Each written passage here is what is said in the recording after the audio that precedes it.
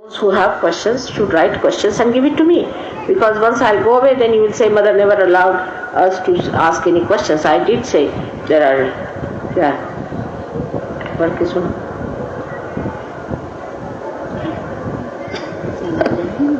चना क्या चना चना हाँ क्या माता जी, क्या पितरों को श्राद्ध करने चाहिए? पितरों के श्राद्ध करने चाहिए, उनके चित्र रखने चाहिए? Something I asked you. क्या एक और है, क्या इसके बारे? इन्होंने क्वेश्चन किया है कि क्या पितरों के श्राद्ध करने चाहिए और पितरों के फोटोग्राफ्स रखने चाहिए। जब उनकी तेरही होती तब तो करनी चाहिए श्राद्ध, और श्राद्ध भी डिस्क्रिप्शन की बात आ गई फिर से। कहेगा समझ लीजिए आपके सहयोग में आपने देखा कि आपका राइट हार्ट पकड़ रहा है, यानी आपके पिता जो है जो मर गए हैं वो अभी भी संतुष्ट नहीं, तो श्राद्ध करना चाहिए। इसमें कोई नहीं, पर सहयोग स्टाइल से श्राद्ध करना चाहिए, न कि एक ब्राह्मण को बुलाओ और उसको खाने को दो। एक बार लखनऊ में हमें पता हुआ कि हमारे जो पूर्वज थे उनका श्राद्ध नहीं हो पाया, तो हमने कहा श्राद्ध करें। तो उन्होंने कहा कि भाई तुम्हारा श्राद्ध का क्या विधि? हमने कहा हमारा तो एक ही, हम खाना बना के और सबको खिलाएंगे खाना, बस ये हमारा श्राद्ध है। तो हमारी सिस्टर इन लॉ बेचारी ट्रेडिशनल थी, उन्होंने कहा नहीं यहाँ तो श्राद्ध ऐसा था कि 5 ब्राह्मण बुलाओ। मैंने कहा 5 क्या, यहाँ तो एक भी ब्राह्मण दिखाई नहीं दे रहा। नहीं, उन्होंने कहा है अपने 5 ब्राह्मण वो आएंगे और उनका श्राद्ध करें। मैंने कहा बुलाइए। तो 5 आदमी आए, वो तो बिल्कुल पार नहीं थे, ना ब्राह्मण थे। 5 आदमी आके बैठे। मैंने भाई कहा तुम्हारा, मैंने कहा देखे तो सही क्या होता है, तो कैसे श्राद्ध करें? कुछ नहीं, कहले 5-5 किलो आप कलाकंद मंगा लीजिए। मैंने कहा अच्छा भाई ये तो बहुत आसान है। तो उस जमाने में कलाकंद आता था कोई 10 रुपए किलो या 5 रुपए किलो ऐसा, तो 25-25 रुपया काफी होता था। मेरे हस्बैंड तो सरकारी नौकर थे, कभी चलो श्राद्ध एक बार करना, हमारी नंदरानी है उनको भी खुश करना। उनका चलो भाई लिया।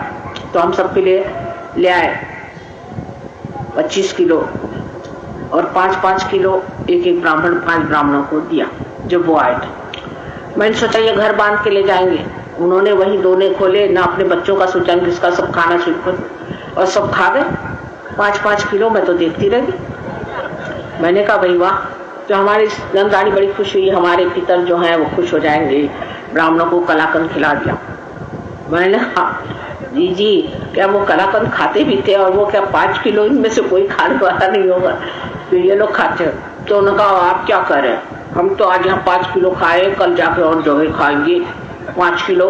हमारे लिए 5 किलो क्या चीज होती है जी? मैंने मान गए आपको, आप असली ब्राह्मण हैं। अच्छा मुझे माफ करिए, हो गया आपका हिसाब किताब? कहने हाँ ठीक हो गया। तो 5 किलो से कभी कम खाते ही नहीं, आप क्या बात कर रहे हैं? मैंने कहा सॉरी आप जाइए। इस तरह के श्राद्ध नहीं करने चाहिए। श्राद्ध का भी एक तरीका होता है। दूसरा एक और किस्सा है, सहयोगी एक थे, वो ब्राह्मण है, तो सहयोग में आकर के असली ब्राह्मण हो गए महाराष्ट्र में। तो उनके जो महाराष्ट्र के ब्राह्मण है वो जब हो जाते हैं बात, तो वो कहते हैं अच्छा ये ब्राह्मणों को अब ठीक करना है। जैसे अगर कोई हमारे पास ईसाई आता है तो वो जब देखता है कि सहयोगी है तो सब ईसाइयों के पीछे लग जाता है कि तुमको ठीक करना है। कोई अगर सरदार जी आता है तो वो कहता है कि माता जी, हर समय उसको लगता है कि सरदार जी को ठीक करो, मैं सरदार जी ठीक हो गया बाकी के। और सही बात, अगर आपको वाकई उनके लिए फीलिंग है तो आप चाहेंगे कि सब सरदार जी ठीक हो जाए। तो इसी प्रकार होता है। सो एक ब्राह्मण हमारे यहाँ थे, वो ब्राह्मण हो गए, तो अब वो ब्राह्मणों के पीछे पड़ गए। तो उनकी माँ ने कहा कि ये तुम्हारे बाप का श्राद्ध है, तो तुम जाके एक ब्राह्मण को बुला लो। तो कहा मैं नहीं जाता किसी को बुलाने, ये कोई ब्राह्मण नहीं। उनका भाई अपने खानदानी ब्राह्मण या खानदानी होते, जैसे नाई होते हैं खानदानी, चूड़ीहारने होती है, जैसे ब्राह्मण भी खानदानी। तो वो खानदानी है, उसको बुला के ये गए उसके पास।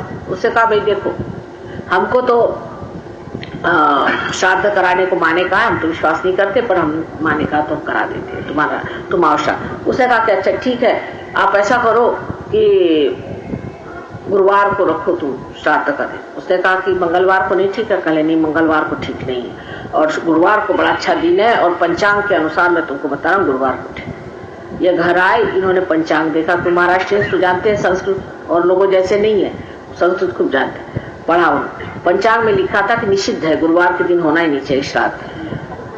तो इन्होंने मंगलवार को अपना सहयोग से श्राद्ध करा दिया। वो जनाब अपना उनका कहीं और अपॉइंटमेंट रहा होगा, तो उन्होंने सोचा कि अपॉइंटमेंट के अनुसार चलना चाहिए। तो वो जब गुरुवार को आए तो इन्होंने कहा कि आइए, उनका क्या आप बताओ श्राद्ध का खाना वाना कुछ नहीं, आपको एक कप चाय भी नहीं मिलेगी। उनका क्यों? कल आज श्राद्ध निषिद्ध है। आप देखिए पंचांग में लिखा आज नहीं कर सकते श्राद्ध, और मैंने तो मंगलवार को कर ही लिया और आप जाइए। उनकी माँ कह लगी कि एक कप दूध तो दे दो बेटा घर में, इनको तो कुछ नहीं दूंगा मैं, और कभी अपने आज श्राद्ध करने नहीं आए और उनको निकलवा दी। तो इस तरह के श्राद्ध नहीं करिए, इसलिए ऐसे श्राद्ध करने में कोई अर्थ नहीं। दूसरी बात एक पूछी कि पितरों के फोटो रखने चाहिए कि नहीं। फोटो रखने में कोई बात नहीं है, हर्ष नहीं है, पर अगर आप उनके फोटो के प्रति इन्वॉल्व नहीं हो तो अच्छा है, क्योंकि अब वो मर गए हैं, उनको फिर से जन्म लेना है, उनको बेकार में आप अपने अब वो तो कहा कि उनके फोटो क्या रख दिए, उनकी आरती होगी, पूजा होगी, उनके सामने रोएंगे धोएंगे हर समय, तो ऐसा अगर हो रहा है तो उसको अंदर कर उसके प्रति ये भावना हो कि अब ये मर गए, ये हमारे पिता थे, ठीक है बस, तो फिर कोई ऐसा नहीं प्रॉब्लम नहीं हो। लेकिन अधिकतर लोगों का तो मैंने देखा यही होता कि जब भी देखा फोटो किसी का तो लग गए उसी बात करना। अगर इस तरह की बात हो रही है तो फोटो मत रखिए, क्योंकि फोटो से नुकसान होता है। अगर नुकसान नहीं होता है तो फोटो रखना चाहिए। फिर डिस्कशन की बात आ गई। क्या औरतों को करवा चौथ का व्रत रखना चाहिए? कोई सा भी व्रत मत करिए, करवा चौथ का व्रत करना चाहिए औरतों को कि नहीं। ऐसा व्रत मैंने देखा औरतों को करते हो, बहुत परेशान हो जाती है बेचारी। बिल्कुल मत करिए। अगर बगैर परेशानी के कर सके, पर कोई करवा चौथ करना है और ऐसे भगवान पे कोई भी संकट डालने की जरूरत नहीं। सहयोगियों को पार होने के बाद कोई जरूरत नहीं। उनके पति सब स्वस्थ रहते हैं, सब ठीक रहता है। अगर पति सहयोगी है तो कोई प्रॉब्लम ही नहीं।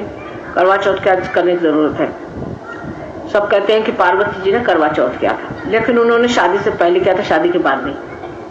शादी के बाद करने की क्या जरूरत है?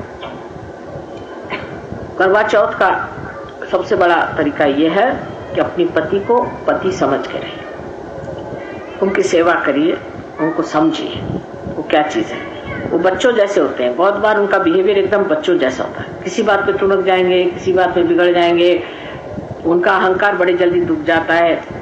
ये सब देखना चाहिए। तब उनसे प्यार से रहें, उनके साथ मीठी बातें करें, उनको सुख दें। ये करवा चौथ है। ये नहीं कि करवा चौथ के दिन भी आदमी को 1000 गालियां निकाल रहे हैं। तो सब फिर वही बात आ गई ना डिस्कशन। हालांकि करवा चौथ करने वाली औरतें मैंने देखा नहीं कि कभी भी ठीक से करवा चौथ करते। अगर करवा चौथ करें तो ये कब चंद्रमा निकलता है, कब चंद्रमा निकलता है, सबकी खोपड़ी चाट जाएंगे। उनको इतनी भूख लगी रहती है, ऐसे लोगों को क्या करवा चौथ करने की जरूरत है? हाँ, और ये अनमैरिड लड़कियों को करना चाहिए कि हमें पति शिव जी जैसा मिले। पर आप पार्वती जी है क्या? पहले अपने को पहले पार्वती जी बनाइए, फिर शिव जी की इच्छा करें। शिव जी जैसे बैल पे बैठने वाले पति को संभालना कोई आसान नहीं है। शिव जी किसी का पति हो नहीं सकता सिवाय पार्वती का, वही संभाल सकती हो, और कोई नहीं। सब बिहड़ जीव है, ऐसे बिहड़ जीव की इच्छा भी करना मुझे लगता है गड़बड़ है। तुम लोग के बस का ही नहीं, तो काय को ऐसे बिहड़ जीव की तुम लोग करते हो।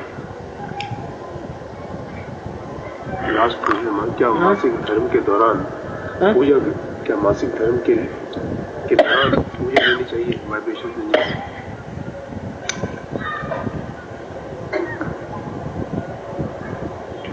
जब औरतों के लिए मासिक धर्म वगैरह होता है, सहयोग में कोई भी निषिद्ध बात, कोई भी चीज को निषिद्ध नहीं माना जाता। शुद्धि की कोलाहल सिर्फ उस वक्त में औरत को आराम करना चाहिए। और पूजा भी चीज में आप जानते हैं हमारा क्या विचार, पूजा भी किसकी करते हैं आप पहले ये देखा थे। हाँ, वो भी काफी तमाशे, इसमें बड़ा गहरा जाना पड़ेगा। मेरे विचार से पहले थोड़ी पूजा वूजा बंद करके अब इधर ध्यान ही करें। इसलिए पूजा करते थे वो हो गया, अब पार हो गए, अब इसके बाद काहे की पूजा करने की। और आपको विश्वास ही नहीं होता कि आप पार हो गए, आप पूजा की जरूरत है, आप ध्यान करने की जरूरत है। ये तो ऐसा ही हुआ कि मैं आ गई मोटर में यहाँ और मोटर में बैठी रह गई और मोटर वाले को भी चलते चलो हमको तो जाना है प्रोग्राम में। अरे भाई अब आ गए, अब उतरो और भाषण दो। अभी वहां अभी भी तुम कहाँ चल रहे हो? तो पूजा की तो जरूरत तब तक होती है जब तक वहां पहुंचे नहीं। पहुंचने के बाद समझ लेना चाहिए कि कैसे पहुंचे, क्या करना चाहिए। सारा रवैया बदल जाता है। अब मोटर से उतर के पैदल चल के यहाँ पर आए ना, सारा रवैया बदल गया। मोटर में तो पैदल नहीं चल रहे थे, मोटर चल रही थी। जब यहाँ आने का था तो मोटर रोक के अंदर आ गए, रवैया बदल गया ना हमारा। ऐसी सहयोग में अपना रवैया बदलना पड़ता है।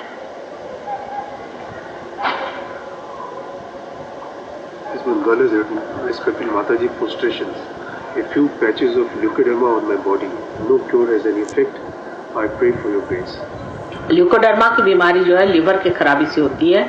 लिवर में अगर ट्रिगरिंग हो जाए किसी भूत बाधा से तो बहुत ज्यादा से फैलती है। इसलिए ऐसे इंसान को पहले भूत बाधा का इलाज करना चाहिए, जिसको ल्यूकोडर्मा की बीमारी। और मूंगफली का तेल बिल्कुल नहीं खाना चाहिए। ये जो पोस्टमैन का मूंगफली का तेल आता है ये तो बहुत ही खराब है। अभी पोस्टमैन वाले मेरी जान को न लग जाए, लेकिन कोई सा भी मूंगफली का तेल ठीक नहीं। डालडा आदि पर सबसे खराब पोस्टमैन होता है। और जो लोग मूंगफली ज्यादा खाते हैं उनको बीमारी हो जाती है। इसलिए मूंगफली तो एकदम छोड़ देना चाहिए। मैंने जीवन में गिन के 2-4 मूंगफलियां खाई हूँ।